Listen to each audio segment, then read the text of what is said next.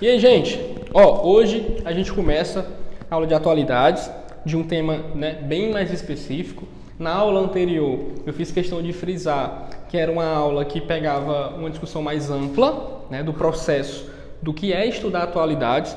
Então, eu falei de temas, né, você deu uma assistida aí e conferiu na íntegra. Hoje tem tema específico.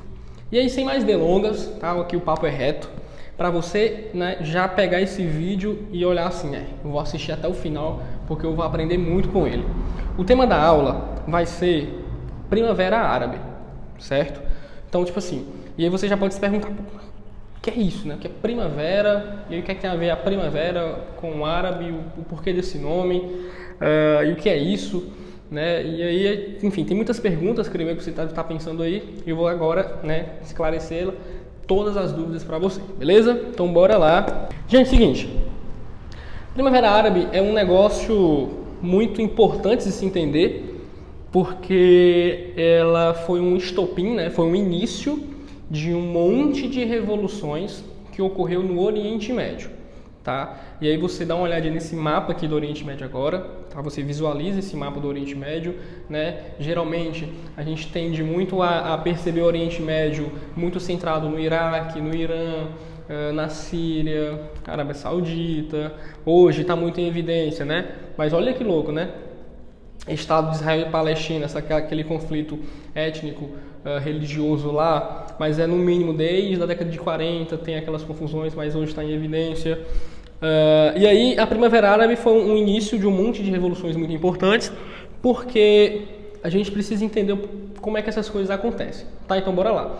Qual o país que começou, qual foi o início, o país que deu início a essa Primavera Árabe, que justamente Primavera Árabe é esse conjunto de revoluções, tá, pró-democracia nos países geralmente falantes de língua árabe. Até o Egito, que não está no Oriente Médio, né, mas está na África, enfim, entre outros, a própria Tunísia, tá, Argélia, enfim, entre outros países, na África, né, a África aqui, né, no mapa, você pode olhar a África aqui e o Oriente Médio aqui, tá? Não se confundam, pelo amor de Deus. Então, foi na Tunísia, né? 2011, gente. 2011, estoura Primavera Árabe. Como? E aí vem a curiosidade. O país estava um caos, e aí um ambulante lá, eu não lembro o nome, em árabe é muito difícil lembrar desses nomes, ele comete suicídio numa praça pública, né? E as pessoas começam a entender aquele sujeito como um Marte, né? Ou seja, alguém que impulsiona a questão do movimento social. E aí começa, estoura, enfim, Tunísia, Líbia, como eu já falei, o próprio Egito, né? Um país muito importante nessa conjuntura política da África e do Oriente Médio, entre outros, Argélia, Líbia. E aí, esses movimentos, eles tinham uma coisa muito em comum, tá? Exemplo, nesses contextos políticos, econômicos desses países, se destacava o alto índice de desemprego, bom? As péssimas condições de vida, e aí se você percebe que não tem emprego, você não está vivendo bem, né? Basicamente o que a gente vive hoje, questão do próprio Brasil também, um monte de gente desempregada, e você não tem condição de vida, aí vem a inflação, aquela coisa toda, né, de economia e sociedade, a corrupção, tá? E os governos autoritários, né? Tipo assim, geralmente figuras políticas ali fincadas, a política toda centrada numa pessoa.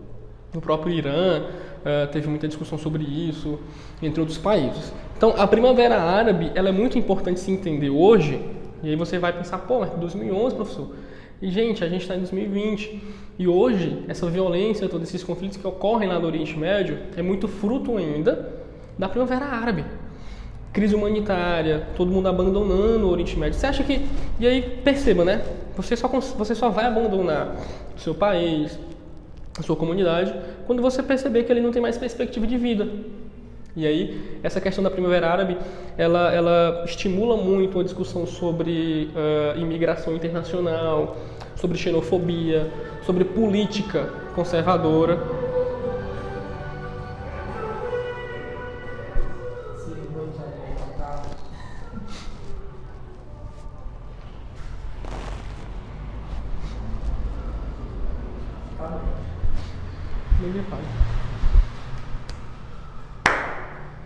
sobre política conservadora, esse movimento, né, conservador da direita europeia, que tem se destacado muito nessas políticas anti-imigração, para os Estados Unidos da América, com o Muro do México, enfim.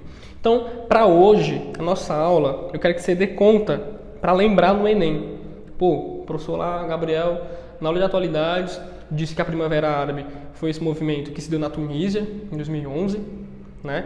Foi um movimento pró-democracia que começou a atingir um conjunto de países árabes, certo?